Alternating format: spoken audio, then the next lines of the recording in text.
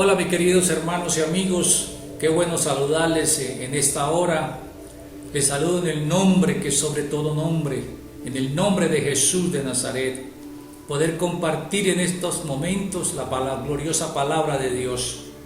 Qué bueno poderles saludar a todos ustedes y darles la cordial bienvenida a todos y cada uno.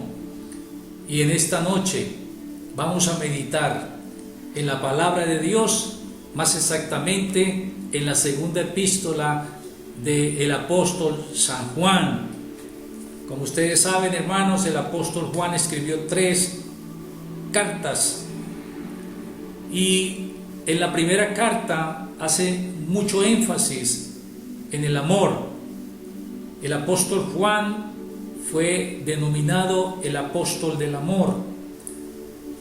Así como el apóstol Pablo se le fue revelado el misterio del rapto o del arrebatamiento de la iglesia, al apóstol Juan se le reveló lo profundo, lo ancho, lo largo y lo profundo del amor de Dios, como está escrito en el capítulo 3 de la carta a los Efesios, versos 17 y 18.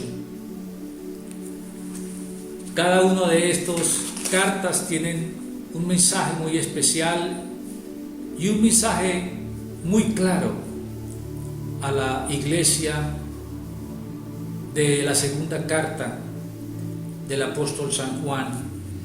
El apóstol San Juan le escribe a la iglesia local, pero antes quiero darle una breve biografía acerca de este apóstol. El apóstol Juan fue el único discípulo que murió de edad avanzada y fue el último de los discípulos del Señor Jesucristo que murió. Dice la Escritura, como él mismo da testimonio en el capítulo 1, verso 9 del libro de Apocalipsis, que él mismo se encontraba en la isla de Patmos por causa de la palabra de Dios y del testimonio de Jesucristo. La isla de Patmos era una isla prisión, como hoy en día podemos decir de la isla de Gorgona. Era una isla cuyo territorio era muy árido, de mucha maleza, y tenía algo muy característico, que era una tierra muy volcánica. Allí permaneció el apóstol Juan alrededor de 3 años. Fue desterrado por el emperador Domiciano, cuando en una ocasión el emperador, enfrentándose cara a cara con el apóstol, le ordenó que le adorara como Dios, y el apóstol Juan se negó a hacerlo. Por esta causa, dice la historia que el apóstol Juan fue entonces enviado a morir a una olla grande llena de aceite hirviendo. Fue lanzado, y dice que un milagro de Dios, no le pasó nada. Ante este milagro poderoso, entonces el emperador Domiciano decide desterrarlo a la isla de Patmos. Allí está permaneciendo aproximadamente unos 3 años, hasta cuando Domiciano muere y el siguiente emperador, Nerva, expide una amnistía general. Entonces el apóstol Juan se establece en la ciudad de Éfeso, en donde los últimos días pastorea aquella iglesia hasta el final de sus días, en que muere de una edad muy avanzada, aproximadamente en el año 101 después de Cristo. Y vamos al estudio de la palabra, hermanos. Dice la Biblia en el capítulo 1, verso 1: el anciano a la señora elegida y a sus hijos, a quienes yo amo en la verdad, y no solo yo, sino también todos los que han conocido la verdad. Esta señora elegida es la iglesia local. No sabemos exactamente de qué ciudad, pero era la iglesia local a la cual el apóstol Juan le escribía, y sus hijos eran los miembros de esta iglesia. Y esta iglesia se caracterizaba porque era muy hospitalaria, le brindaba hospedaje y hospitalidad a todos aquellos que se decían ser cristianos. Entonces, aunque algunos de ellos no lo eran, se decían ser cristianos, pero después se daban cuenta que eran falsos cristianos, falsos discípulos del Señor. Así que el apóstol Juan le escribe esta carta a esta iglesia. Es una carta de exhortación, es una carta en que el apóstol Juan le dice a la iglesia cómo se tiene que comportar ante todas estas filosofías y todas estas pensamientos y doctrinas falsas que estaban involucrándose y que estaban introduciéndose en la iglesia. Para prueba, para muestra, dice la Escritura que él la amaba en la verdad, y no solo él, sino también todos aquellos que han conocido la verdad. ¿Quién es la verdad? La verdad es Cristo. El Señor Jesús, en el Evangelio según San Juan, el capítulo 14, verso 6, él mismo declaró: yo soy el camino, la verdad y la vida. Nadie viene al Padre sino por mí. Entonces la carta es escrita a esta iglesia, en la cual dentro de ella se habían involucrado muchas falsas doctrinas. Y en esta hora vamos a ver exactamente qué tipo de doctrina se había mezclado dentro de los hermanos, dentro de la congregación. La palabra en el verso 4 dice: mucho me regocijé porque he hallado a algunos de tus hijos andando en la verdad, conforme al mandamiento que recibimos del Padre. Fíjese que no todos andaban en la verdad. Allí la Biblia nos dice, el apóstol Juan, que solamente algunos caminaban en la verdad, pero otros no andaban en la verdad, se habían extraviado, tenían otros pensamientos diferentes. Señora elegida tenía hijos que eran los miembros de la iglesia, pero no todos andaban en la verdad. Algunos lo hacían, otros vivían según la doctrina que enseñaban y estaban totalmente errados. Otros estaban firmes, otros estaban con diferentes pensamientos y filosofías. En el verso 7 dice: porque muchos engañadores han salido por el mundo que no confiesan que Jesucristo ha venido en carne. Fíjese que esas filosofías ya existían en aquella época. Dice la Escritura que las últimas cartas que le mandó el apóstol Juan a las iglesias del libro de Apocalipsis, cada una de ellas tenía una característica. Estaban siendo influenciadas por falsas doctrinas. Y en especial por aquella que decía que Cristo no había venido en carne. Entonces, en aquellas iglesias habían falsos maestros, habían falsos apóstoles, habían falsas profetisas, habían doctrinas erradas que estaban involucradas dentro de la iglesia, que estaban mezcladas con la doctrina verdadera del Señor. Y los pastores lo permitían, los pastores dejaban que estas enseñanzas se dieran, los pastores dejaban que estos falsos apóstoles y esas falsas profetisas manipularan y estuvieran allí enseñando cosas erradas de la palabra de Dios. Habían perdido estos pastores la autoridad espiritual y no podían contra estas multitudes, estas doctrinas erradas. La Biblia nos dice que una de las doctrinas que mayor fuerza tenía era la doctrina de los nicolaítas. ¿Qué era la doctrina de los nicolaítas? Esta palabra es del griego nikolaos y se divide en dos. La primera, Nico, que significa dominio o conquista, y la palabra laos, que significa pueblo o gente común. Entonces, una doctrina que consistía en que la clase clerical, la clase sacerdotal, tenía unos grandes privilegios.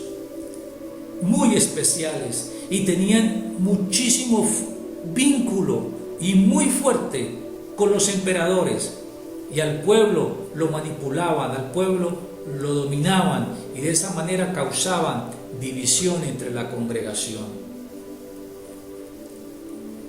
Esta doctrina entonces era mala, era falsa, y una de las predicciones, o lo que decía, era que Cristo no había venido en carne.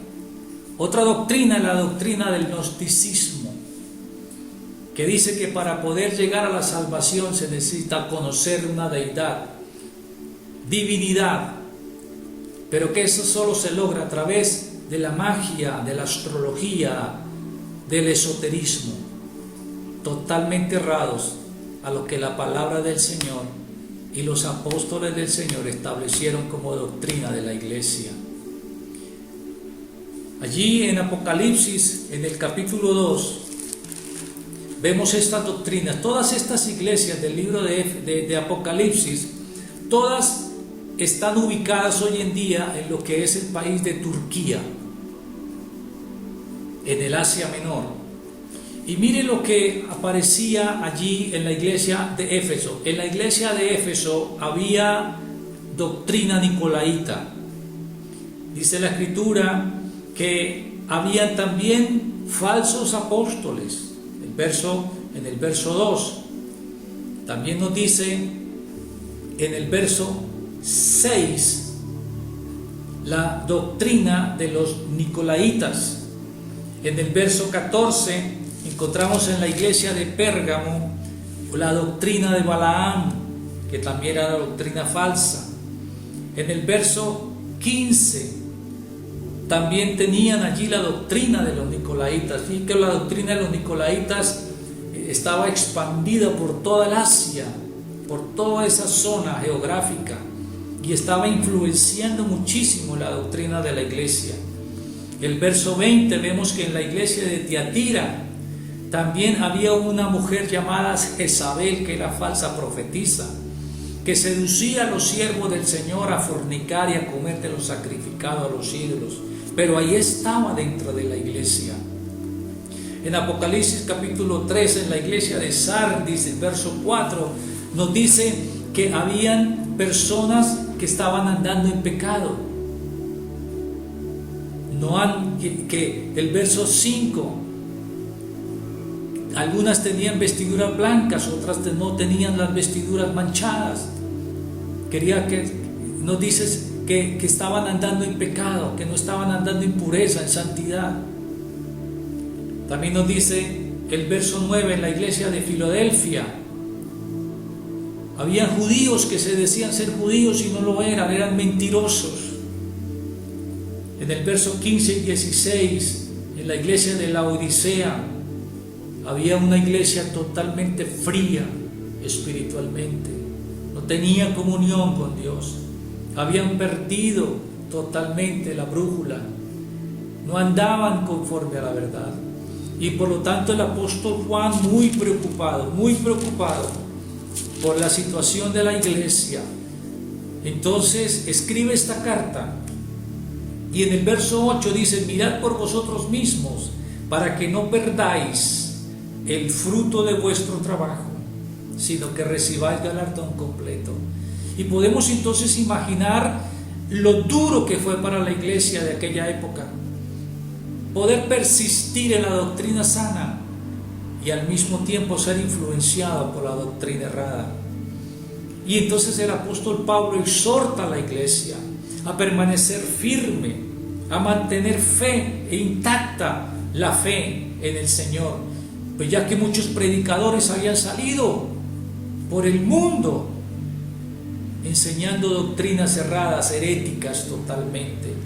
Primera de Corintios, en el capítulo 15, verso 58, el apóstol Pablo exhorta a la iglesia a lo siguiente: así que, hermanos míos amados, estad firmes y constantes, creciendo en la obra del Señor, siempre sabiendo que vuestro trabajo en el Señor no es en vano. El apóstol Juan los exhorta, los anima a continuar adelante, a seguir trabajando por el Señor, a seguir poniendo su mirada puesta en Cristo. Como hoy en día vemos, hermanos, tantas doctrinas también. No crea que en este tiempo nosotros estamos exentos de doctrina falsa. Dice la Biblia que hay muchos han salido por el mundo enseñando fábulas, y muchos cristianos han apartado el oído de la verdad y se han ido tras la mentira, tras el engaño. Y la palabra de Dios nos exhorta a permanecer firmes, a estar constantes, cada día luchando, cada día caminando de la mano del Señor.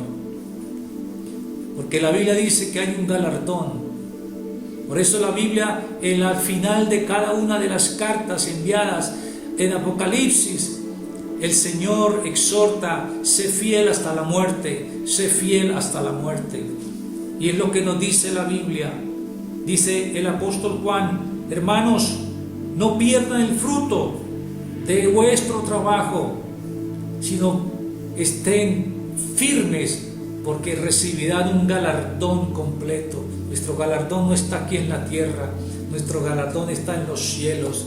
Recibiremos corona de gloria, corona de vida, corona de muchas anuncios que de la palabra de Dios nos podemos leer. Y hermanos, esto nos tiene que animar hoy en día. Hoy en día se está proclamando, se está enseñando, se ha levantado una doctrina que dice que el rapto no es cierto, que el rapto es falso, que el arrebatamiento de la iglesia no existe, por lo tanto es una mentira. Pero la Biblia nos dice que el Señor vendrá. No importa lo que diga el mundo, no importa lo que digan las demás doctrinas, viene porque Él dijo que vendría por una iglesia a sacarla, a levantarla hacia su reino. Y allí, Señor, recibiremos el galardón, recibiremos el premio para nuestra vida de fidelidad y de ser fiel a Cristo nuestro Señor. Entonces Juan le escribe a la iglesia exhortándole a permanecer firme, hermanos. Los cristianos estaban poniendo, muchos falsos maestros estaban poniendo en peligro la fe de los hermanos. Por lo tanto, el apóstol Juan tiene que escribir y dar esta enseñanza. Firmes, firmes. Hay un himno que dice: firmes y adelante, huestes de la fe, sin temor, porque a nuestro lado está el capitán, nuestro Señor. Por eso es que tenemos que afirmarnos en la palabra, por eso es que usted tiene que leer la Biblia, por eso es que tiene que, hermano, estudiar, profundizar en la palabra de Dios. No leer por encima solamente, profundizar en ella. Jesús dijo: escudriñen las Escrituras. Y eso es lo que hacemos nosotros los pastores. Pero no solamente esta palabra es para los pastores, es para usted, hermano. Para usted que todavía está tambaleando, que todavía no se ha afirmado, afírmese en el nombre del Señor. Empiece a caminar rectamente, delante del Señor. Afírmese, hermano.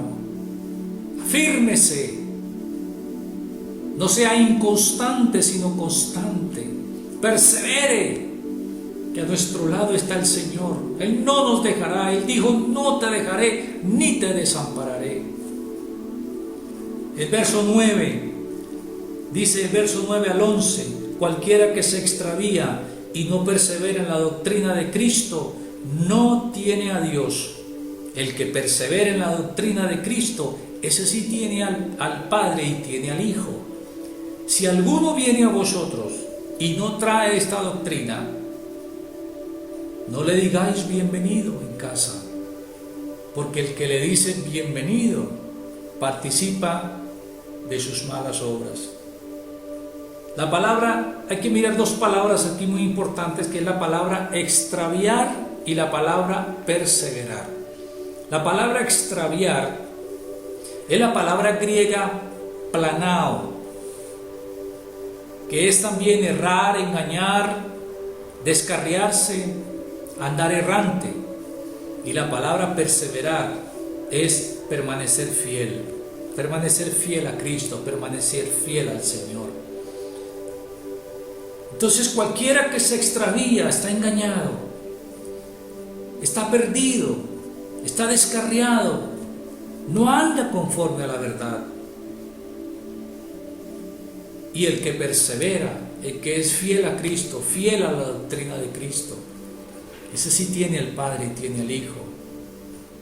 Pero ¿qué es la doctrina de Cristo? ¿A qué doctrina se refiere? Usted sabe cuál es la doctrina de la iglesia, usted sabe cuál es la doctrina del Señor, usted sabe cuál es la doctrina de Cristo.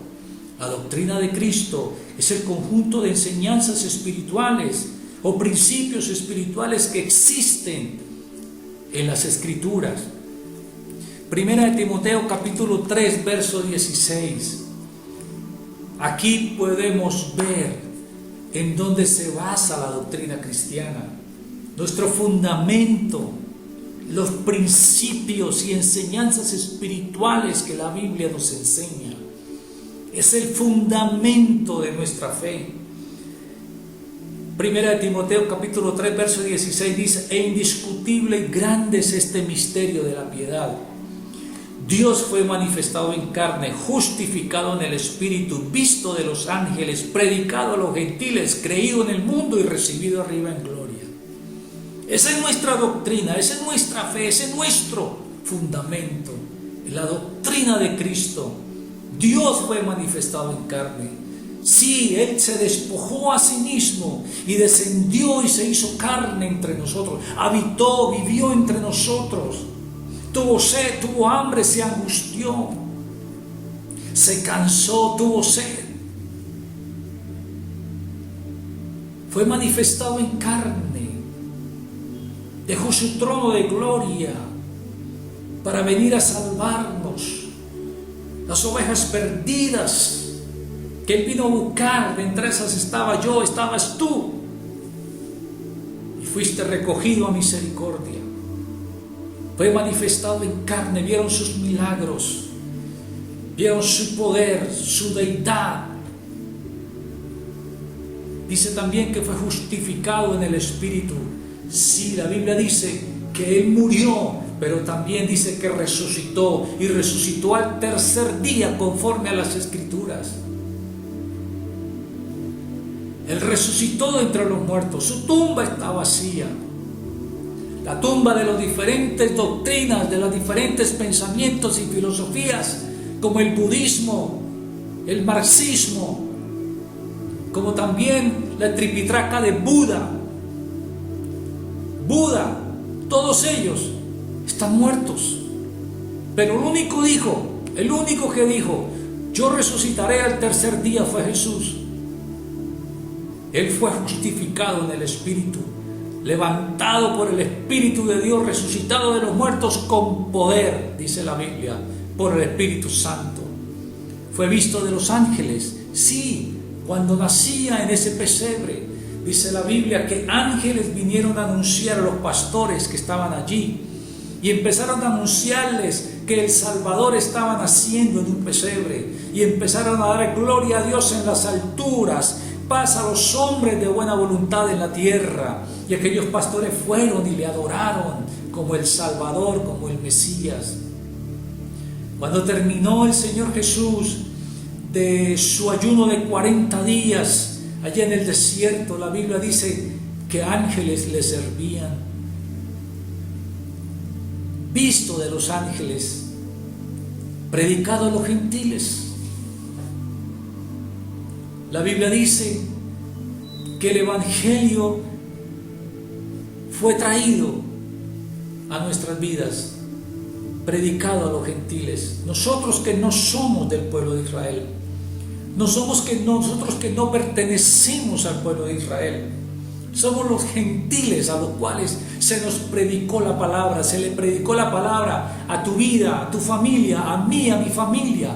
Se nos predicó como gentiles el Evangelio glorioso, poderoso, que transforma. Por eso no me avergüenzo del Evangelio, porque es poder de Dios para todo aquel que cree, predicado a los gentiles. También dice la Biblia que fue creído en el mundo, y el Señor Jesucristo dijo: y será predicado este Evangelio hasta el fin del mundo, y entonces vendrá el fin. Será predicado este Evangelio. Este Evangelio está siendo predicado en todo el mundo. Nadie se va a poder decir que nunca escuchó de este mensaje. Nadie se podrá presentar delante de la presencia de Dios en aquel día diciéndole: Señor, yo nunca escuché, nunca me hablaron. Porque a Dios a todos le dará la oportunidad de escuchar. Y tú, mi amigo, Dios te dando la oportunidad de que hoy escuches para que tomes una decisión de aceptar a Cristo en tu corazón. Hoy te estamos predicando, hoy estamos levantando, se han levantado ministerios, hombres, mujeres, ancianos, niños, jóvenes, como nunca, a través de las plataformas tecnológicas, a través del Facebook, a través de la internet, predicando como nunca la palabra de Dios.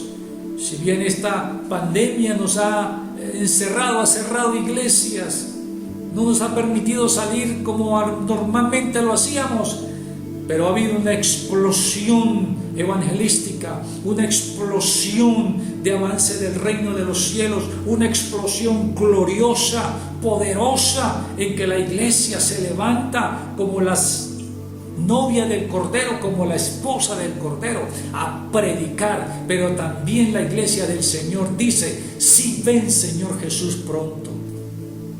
Creído en el mundo se confiesa a Cristo, en el mundo se adora a Cristo. Miles y miles de creyentes hoy en día le adoran, se inclinan ante Él como Señor y Salvador de sus vidas, y recibido arriba en gloria. Mira, hermano, Señor Jesucristo, después que resucitó a los 40 días, dice la Biblia que fue alzado, fue levantado, y los discípulos se quedaron mirando hacia arriba, y un ángel se le apareció y le dijo: varones galileos, que estáis mirando al cielo, este mismo Jesús que ha sido tomado de vosotros, así le veréis venir. Un día vendrá el Señor en persona allí al monte de los olivos. Es un evento totalmente diferente al rapto de la iglesia, donde el Señor establecerá su reino milenial. Pero la Biblia dice que Él fue recibido en gloria. Dice la Biblia que por cuanto Él sufrió y padeció y murió, le fue dado un nombre que es sobre todo nombre, para que en el nombre de Jesucristo se doble toda rodilla y toda lengua confiese que Jesucristo es el Señor, y se ha sentado a la diestra de Dios Padre, hasta que ponga a todos sus enemigos por estrado de sus pies. Él está sentado a la diestra del Todopoderoso. Y por eso el apóstol Juan le vio allí sentado a la diestra del Señor. Fue recibido en gloria y envió el Espíritu Santo para que esté con nosotros. Hermano, usted tiene que permanecer firme en esta doctrina, tiene que permanecer constante en esta doctrina. Si cualquiera que se salga, cualquiera que venga con una doctrina diferente a esta, la Biblia dice: no lo recibas en casa. Porque muchos falsos cristos han salido por el mundo engañando. Hay muchos cristianos que han quitado el oído a la verdad, han creído la mentira y se han ido tras las fábulas. Hombres con artimañas del error, engañando a la iglesia. Por eso usted más que nunca tiene que afirmarse, tiene que permanecer en la iglesia, no andar, hermano, de aquí para allá, de iglesia en iglesia, porque es peligroso. Tiene que permanecer en un sitio, creciendo en la obra del Señor, creciendo en su vida espiritual. Cualquiera que venga y no traiga esta doctrina, dice la Biblia, no lo recibas, porque si lo recibes, participa de sus enseñanzas. Y por eso el apóstol Juan le dice a la iglesia, porque como era una iglesia hospedadora, una iglesia que era muy hospitalaria, entonces los exhorta y le dice: ojo, ojo, cualquiera que no traiga esta doctrina, no lo recibas, no le des hospedaje, porque si lo haces, estás participando con ella de sus malas enseñanzas. Querido hermano, en esta hora te exhorto para que te afirmes en la palabra del Señor. Este es nuestro fundamento.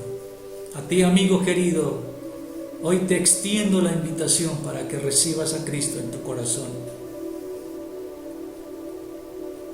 Es el único que te puede ayudar en tu situación. Si tú le recibes, exprésale tu sentir. Si tú le recibes y tú le expresas tus pecados, le confiesas tus pecados, dice, Él perdonará tus pecados, Él limpiará tu vida, te hará una nueva criatura. Amigo, recíbelo en tu corazón. No pierdas esta oportunidad que Dios te está dando. Cierra tus ojos y allí, en lo profundo de tu corazón, dile, ven a mi vida, perdona mis pecados, mis maldades que hasta hoy he venido cometiendo. Transfórmame en una nueva criatura, en una nueva persona. Y ayúdame a seguir creciendo, conociendo de tu amor y conociendo de tu palabra. Recíbelo en tu corazón.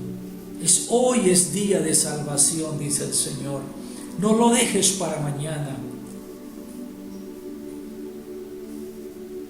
Querido amigo, hazlo en el nombre de Jesús.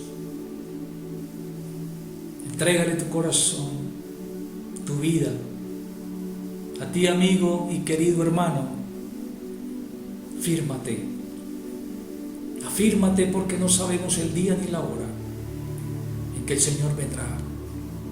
Y la palabra nos exhorta a velar, a orar y a estar preparados para que aquel día no nos sorprenda como ladrón. Ninguno de nosotros, hermanos queridos, estamos en tinieblas.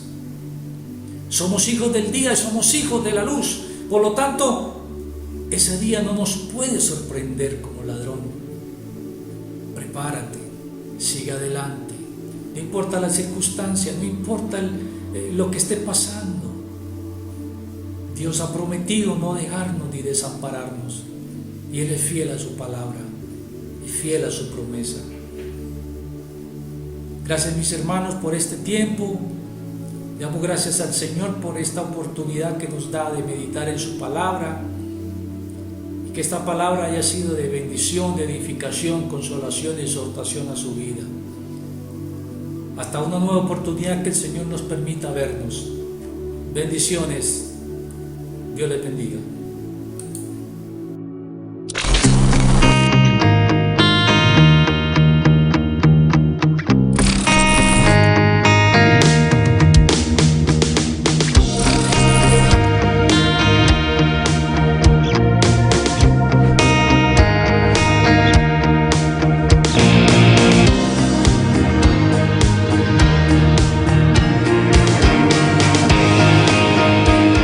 La iglesia Live Church es una iglesia fresca, una iglesia viva.